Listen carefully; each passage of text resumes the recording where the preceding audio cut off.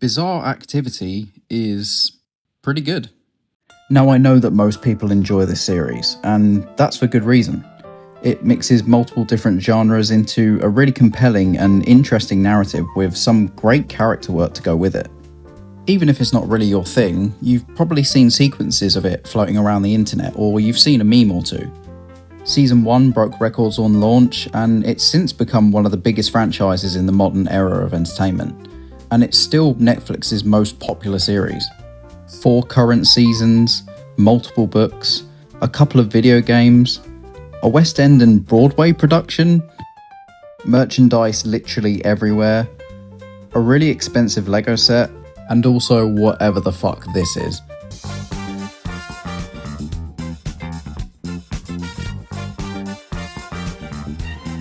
I didn't even watch it on launch. I probably joined in on the action around season 3, as that was marketed everywhere during its run up to its release. So I kinda had to see what the fuss was all about. And you know what? It was quite the ride when I first watched it. Even on multiple rewatches, when you know what's coming, you're still shitting yourself for the characters. Like, seriously, I'll show you just this one photo. Every single one of these characters is guaranteed to be someone's favourite. It's pretty extraordinary when a piece of media can make you feel so connected to multiple characters and have you relate to each one of them in some way. Although the series is overall really good, there is some stuff that I don't like. Like, seriously, this series has some real dumb shit in it. And I can't really in good conscience say that it's just a bad show. And to those of you who despise it with every bone in your body, I don't really know what to tell you. I think you just need to gain some more dopamine receptors. Also, welcome to Uncut, the series where we take movies and TV shows, rip them apart, and see what makes them tick. Whether it's genius storytelling, bizarre creative choices, or plot holes big enough to drive a truck through, nothing is off limits. Just as a little side note, I've also got to use footage from the Stranger Things video game, or Netflix will absolutely copyright strike the hell out of this video. So my apologies for that. So let's get on with the video, and let's discuss the ups and downs of the Upside Down. Obviously, we have to talk about what started all of this off in the first place. Season 1 is what happens when you mix Spielberg, Stephen King, and D&D. Then throw in a missing kid, a psychic wizard girl, and a coming-of-age comedy. The opening titles feel so nostalgic and so unique at the same time. I obviously didn't grow up in the 80s, but when I watch the introduction to every chapter, I get transported back to a time that I never lived in. The first season throws you basically right into the shit straight away. There's essentially no time wasted. Will basically vanishes immediately into the first episode. He's around for about 6 minutes before getting absolutely snuffed. He's taken to a place called the Upside Down, a parallel dimension of our real world, controlled entirely by an entity known as Vecna, a powerful wizard who became a lich in the D&D lore. Will plays quite a big part actually in the first 2 seasons, and he's more or less absent from basically the entire original season. Finding Will is the mission of the adults, the teens, and the kids, who have 3 separate plot lines. The kids meet an unknown girl out in the woods, who we later learn is 11, a girl with psychic abilities who was experimented on by a doctor called Martin Brenner. The teenagers, Nancy and Jonathan, Mike and Will's older siblings respectively, form an unlikely alliance to track down what took Nancy's best friend and Will. And then we have the adults, Chief Jim Hopper and Joyce Byers, Will's mother, and they're trying to communicate with each other on how to find her son. I think my favourite character arc in this entire first season, and actually maybe the whole show, is actually Nancy's. She starts off as this intelligent but naive person, and her relationship with Steve Harrington is basically the turning point for her entire personality.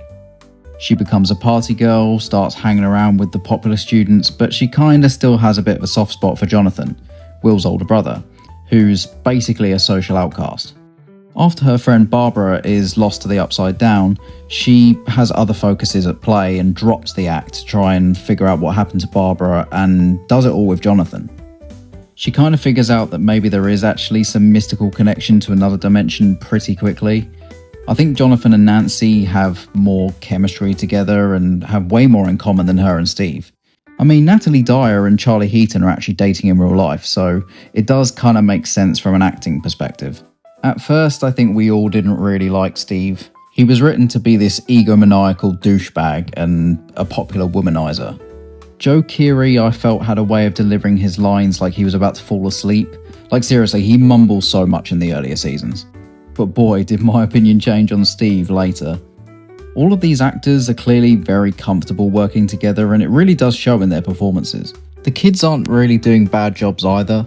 Throughout all of the seasons, you not only watch them grow up, but you watch them grow as actors. They get better every season. But I do just want to say I don't really like how much Eleven screams in this damn series.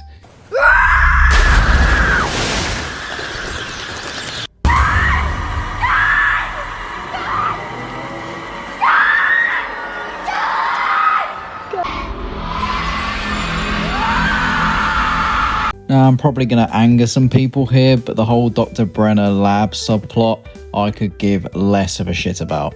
You need to leave! But hear me out. I understand that we need to set up Eleven. She can't just appear out of nowhere with psychic abilities and not have any explanation on where she came from and how she has these abilities. I just don't really like the concept of the explanation. I just feel a tad underwhelmed when watching the lab scenes. I don't think that's what the Duffer Brothers were going for, but every time a sequence in this subplot is set up, I just roll my eyes. I don't know what it is about these scenes, they just don't interest me. Matthew Modine isn't really doing an awful job either, but his character having little emotion in general doesn't really help. Also, I only ever see him as John Scully, so it's just a little bit weird for me as well. What is wrong with my boy? Yeah, I like Joyce. Most of the time. She delivers a worthy performance, but sometimes she's just doing a little bit too much. I can understand the frustration of losing a child, especially in these circumstances where you believe that he's still out there somewhere and everyone looks at you like you're a freak. Like, yeah, that's pretty fucked up. But some of the line delivery from Ryder is just too dramatic for me. Maybe I am a mess. Maybe I'm crazy. Maybe I'm out of my mind. But God help me, I will keep these lights up until the day I die if I think there's a chance that Will's still out there. Like, it's supposed to be really intense, but it just comes off as comedy. Again, I repeat, I'm not saying Winona Ryder is a bad actress. She's far from it. I just find the yelling and screaming really funny for some reason. Hopper is a fan favourite for a reason. I think we all have that one person in our family like Hopper. He starts off as your classic small-town cop. Grumpy, tired, and fueled almost entirely by coffee and bad decisions. But beneath the flannel and 5 o'clock shadow is a man with a heart of gold. At first, he's just trying to do his job. But the minute things get weird with interdimensional monsters and secret government labs and Soviet threats, he basically becomes Dad of the Year whether he likes it or not. And I kind of like that actually. The design of the sets and the on-site locations across the whole series is absolutely fantastic. It's nice to see a series that doesn't fully rely on CGI for the most part. Sure, some of the Upside Down can't really be replicated in real life, but Hawkins feels like a living, breathing community. Demogorgon is pretty cool. Every scene with it is intense and kind of leaves you asking questions, but overall, I think the first season is pretty solid. Introducing us to these characters and this world for the first time, it was just a breath of fresh air. The set design is great, the script is really well thought out, the nostalgia hits in just the right places, and the lore is just fucking awesome. So season 1 for me gets an 8 out of 10. This is iconic television. I know I have nitpicky issues with it, but if you showed this to basically anybody, someone is bound to have a good time in some way. Although the series was planned to only have one season, I'm glad they carried it on. Well, except for season 2. Which brings us to Stranger Things 2 is really boring. Sorry. Okay, well that doesn't mean that all of it sucks. There are some redeeming qualities.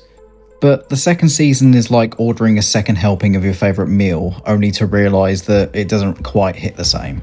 Sure, all of the ingredients are there, monsters, nostalgia, and the same great characters from the last season, but somehow it feels off. Almost nothing of substance actually happens this time around. The whole season is basically Will having supernatural Wi-Fi issues of some sort. Dustin adopts a Demogorgon, I'll get into that in a minute, and Eleven is going through her rebellious emo phase in an episode so random that it just feels like a spin-off. Meanwhile, the Mind Flayer is lurking around, but instead of actually doing anything, it kind of just sits there ominously in the sky like a screensaver. He's just standing there, menacingly! The pacing is also off. It doesn't flow as well as the original. I also question some of the character traits in this season. Dustin is incredibly dumb in this one. He's very well versed with the Demogorgon and how dangerous they can be. But when he finds a young Demogorgon in his trash can, he keeps it? Like, bro, what is your fucking plan here? Joyce figuring out Will's drawing puzzle basically in one try just seems to convenience the plot a little bit too much for me. Like, yeah, in the original, Joyce figured out how to talk to Will through the walls whilst he was in the Upside Down. But that was built up over quite a good few episodes. However, in this season, she just manages to do it in one try. It just kills the pace and the tension. Hopper is fleshed out a lot more here too. He's been hiding Eleven for basically a whole year and essentially becomes her father figure. I think this relationship is just right. Brown and Harbour clearly have a good rapport with each other and quite good chemistry too. Nothing really felt forced, but Eleven is still fucking screaming, man. Billy exists purely to be a dick to everyone, and Max spends most of her time proving that she belongs in the group. Sadie Sink isn't actually doing a bad job at all. I think she's probably one of the best additions to the cast. I just prefer Max's character development into seasons 3 and 4. She has a lot more to do, and Sadie properly locks the fuck in with the following entries. This is still the Will Byers show at this point. Max has absolutely fuck all to do, really, other than fighting with Billy constantly and getting with Lucas at the end of the season. Steve, however, somehow becomes everyone's favourite babysitter, and I think this is a great role for him. I went from completely disliking him to having him in my top 3 characters in the show. The banter with the kids is top class, and that's especially with Dustin. I think this is where Dustin and Steve's friendship begins to grow properly. We get some really good dialogue between them, and it fleshes out their companionship. They're two completely different people on the social spectrum. One's an outcast and the other used to be a popular kid at school. But Dustin seems to bring out Steve's best qualities. He's like a completely different person now, and they also bounce off each other just so well. Jonathan and Nancy finally get together in this season too, and just like I said before, this is a way better pairing than with Steve. But the way Nancy breaks it off with Steve just feels like a Twitter shitpost. It's not bullshit, Nancy. No, you're bullshit. It's bullshit. Bullshit. It's bullshit. And then chapter 7 comes around. This is the only episode of the whole show that I've skipped on multiple rewatches. To me, this is the most uninteresting episode probably in the entire show. It feels so out of place. It focuses on Eleven meeting other human subjects from the same lab that she came from, and then getting an emo look that she never really keeps past this season. To me, it just feels like a really bad fan fiction. And again, like I've said before, as this lab storyline comes into play, I kind of start to get a little bit sleepy. Also, the final battle to close the gate looks like a CW show now. I just think that's weird. The quality of the CGI has been pretty good up until now, but for some reason here it just looks a little bit off. Also, rest in peace to Bob. He was a great character that should have been expanded on more, and in my personal opinion, he should have survived. Yeah, that's basically all I've really got for season 2. This one was pretty much a drag to get through to prepare for this video, but it does have some stuff that I do like, but for the most part, this is the most disappointing season for me. It's like a 5 out of 10 for me. Alrighty, next season. Stranger Things 3 is pretty fucking rad. Now, this is where I started watching the series properly, if I'm honest. This time of year was quite weird for me. 2019 was probably one of the best years for the entertainment industry, so I had kind of a lot to look forward to. And there was also a lot going on in my personal life that would basically set me up for where I am now. So I do have a slight bias for this season, and I personally think that it's my favourite overall out of the current narrative. But that doesn't mean that I'm still not going to complain about something. This is basically where the Marvelization of the franchise started to begin. We've gone from supernatural, creepy, and sometimes actually scary imagery to CGI, venom-ass, over-designed bullshit. Until season 4, but we'll get onto that in a minute. I find it strange how tonally different the first 2 seasons are to the current ending of the show. The 3rd season picks up a few months after the events of the previous. But this season does something different with the way that everything is structured. Instead of the Mind Flayer being the main antagonizing character, we get introduced to the Soviet Union, whose essentially sole purpose is to unleash powers of the Upside Down to weaken America. Mike and Eleven are now in a relationship, as are Lucas and Max, while Will is kind of just third wheeling. Dustin is split from the main group this time and spends most of his time with Robin and Steve trying to decode a secret Russian transmission. Nancy and Jonathan are working for the local newspaper, and Nancy is basically bullied by her bosses for like the whole season. I kind of felt a bit sorry for her, but some of the jokes her colleagues made are actually quite amusing. Robin is actually really fucking funny as well, and she's also played by Maya Hawke. And if you don't know, she's actually Uma Thurman's daughter. I mean, it makes sense considering that both of them are very well-rounded and talented actresses. I just think it's cool that Poison Ivy's daughter is an awkward and spontaneous character in a show about alternate realities with goo monsters. I don't know, it's just funny to me. Her relationship with Steve is comedy gold. Then why is it called Back to the Future? He has to go back to the future because he's in the past, so the future is actually the present, which is his time. What? No, it's my turn, and you've had enough. After the Russians start to drug them midway through the narrative, they just start laughing uncontrollably all the time, and it just comes off as really relatable. Jesus, slow down, man. Yeah, what is this, like the Indy 500? It's the Indy 300. No, dingus, it's 500. It's 300. Let's say 1,000,000. Hopper becomes this insane and pretty understandable control freak. Eleven and Mike are basically spending all of their time with each other, and Hopper tries to break them apart for his sanity. This leads to Max and Eleven going shopping in the mall and fleshing out their relationship a lot more. The whole montage sequence of them just goofing off and enjoying themselves is actually really sweet. Just think, we've had 2 seasons already, and we know this world and these characters, but the writers are still finding ways to make these characters more cohesive and relatable. It keeps you interested and motivated to keep going. Every scene leaves you on a cliffhanger, and like I said at the beginning, you're shitting yourself for the characters no matter how many times you've watched it.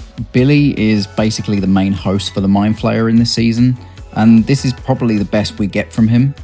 The last season he spent most of his time just being angry with Max, and that's basically his whole personality. But here he actually has a bit of purpose. We get his backstory on his anger and his frustration and why he is the way he is. You start to feel a bit of sympathy for him. Also, the Starcourt Mall is a fantastic setting for this season. For all those feeding off 80s nostalgia, it's basically the perfect place to give that to the viewer. There's even a debate between Lucas and Mike about New Coke, which I found pretty funny.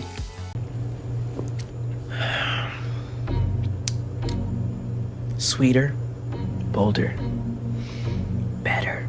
You're insane. So, you prefer the original thing? What? No, I'm not talking about the thing. I'm talking about New Coke. It's the same concept, dude. The adults' treatment in the later seasons is notable. In seasons 1 and 2, they shared the experience with the kids. Joyce supported Will, and Hopper protected Eleven, who is now his adopted daughter. However, in this season, the adults focus on dealing with the collider machine that creates the gate to the Upside Down. The 4th of July fairground sequence for me just slows down the pacing. Murray befriends a Soviet Union engineer. I know that shutting down the machine is pretty crucial, but it feels like they're just fucking around instead of spending time with their kids. The The whole Russian subplot shit, it doesn't really work for me if I'm honest. I prefer a more grounded and traditional eerie style that they were going for in the earlier seasons, but that's just a nitpicky issue. Because the rest of the finale is fucking hog wild.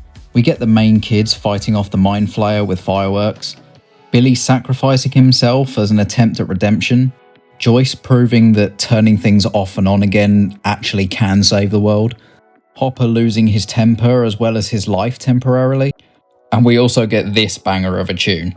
Reach the stars, fly a fantasy. My favourite character interaction in the whole season for me is when Steve and Robin have a heart-to-heart conversation. Steve feels like that he's attracted to Robin and expresses that he hasn't laughed this much or felt this way since he split up with Nancy. However, this is a one-sided conversation because Robin actually comes out as gay to an oblivious Steve. Now, this was the 1980s when homosexuality was looked down upon. But Steve accepts her because he likes Robin for who she is and carries on just being a close friend. He also takes the piss out of Robin's high school crush. It's such a sweet scene and it's handled really maturely. Yeah, season 3 is actually probably my favourite out of the bunch just from pure entertainment value. It's like a 9 out of 10, a goofy but great season. Alright, let's finish this bitch.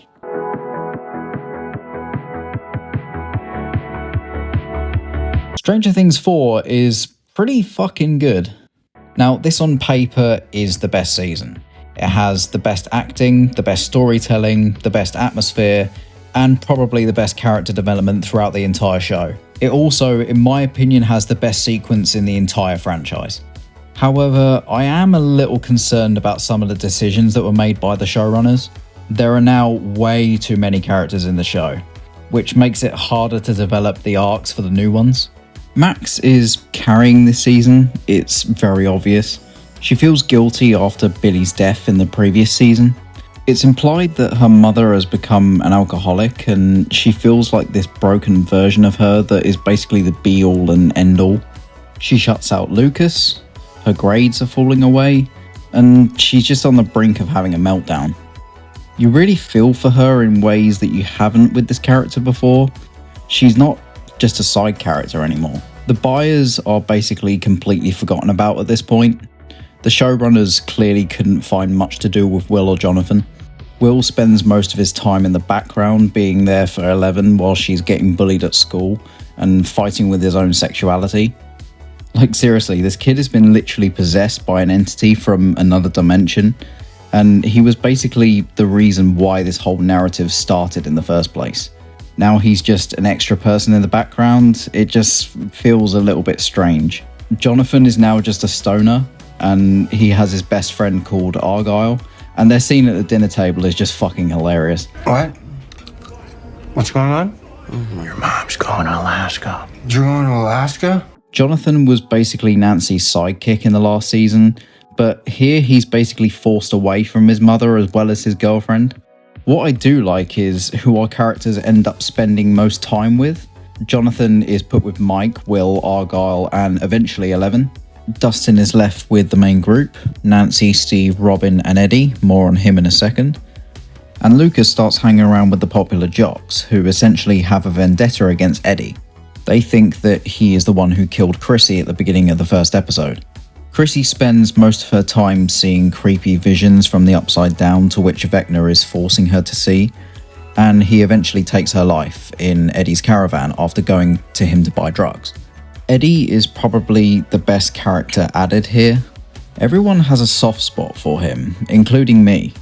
Even after he's targeted as Chrissy's killer, Eddie never really stops being Eddie.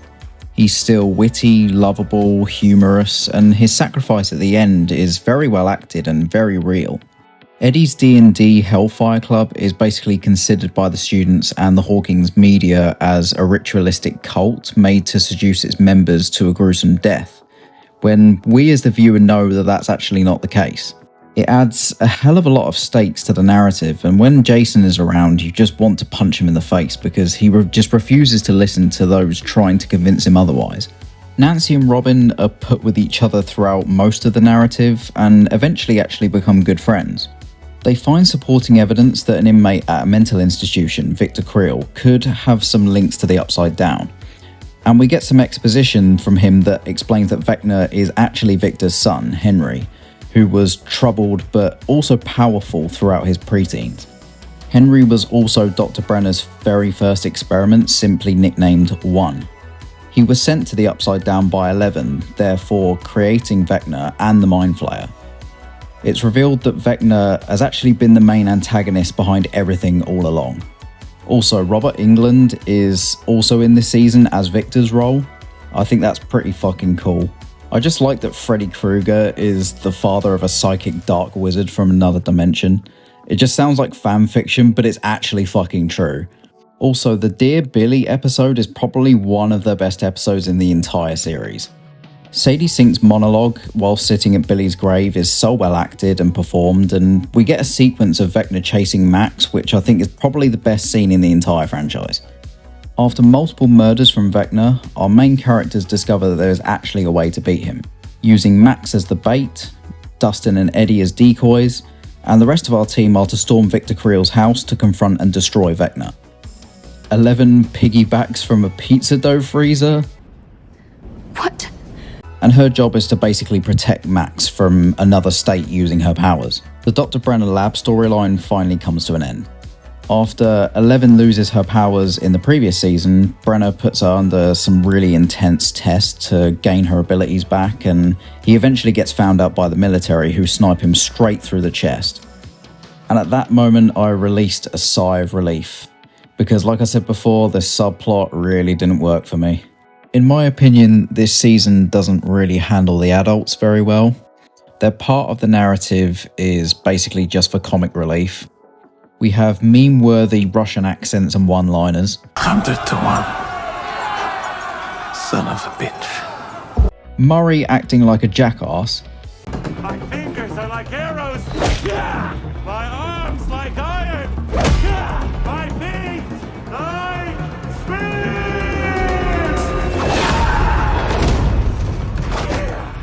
And Yuri being, well, Yuri. Rather puncture it with the bear claws.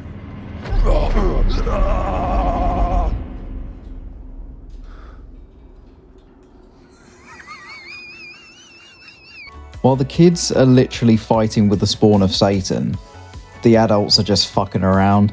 They do play a role later on, but it's not really much of substance compared to the previous seasons. Also, Max's apparent death is really weirdly put together. Sometimes the tension is absolutely nail-biting, and then at other times it has to be the most over-the-top acting I've seen in a big-budget show. You're not gonna die. Just hang on. Max, no. This is a comedy, I swear. Nancy's character development from the prissy, straight-A schoolgirl to a shotgun-wielding, devil-killing badass is absolutely genius. I just love how her character pans out eventually. To me, it's just a very nice arc. David Harbour is doing his best job he's done basically in the entire show. I love Hopper's desperation to get out of the prison and to be with Joyce. Although Enzo has a really meme-worthy Russian accent, I would actually like to see a spin-off show with him. I think that would be pretty cool. Steve opening up to Nancy is heartwarming, Eddie's death is heartbreaking, and the reunion between our characters at the very end is just the icing on the cake to a season that basically changed everything for the show. I don't like it as much as Stranger Things 3, but I can say that this was more than a worthy successor. Although it has some dumb shit, some characters are basically forgotten about, and the acting can be a little bit over the top at times. But I do feel like that you can still watch it and have a good time. So to finish this off, I would probably give it a solid 8.5 out of 10. So to conclude the video, although Stranger Things has some faults, the show in general is perceived as pretty good by not only the fans but also the critics. But before I end, I just want to thank you for the support that I received on my last video. It's received nearly 6,000 views as writing, and I just want to thank you for it. My next video will hopefully be released at the end of May, and I've got some great content planned, so stay tuned. If you're not already subscribed, then please hit that bell and that subscribe button. It really does help. Thank you for watching.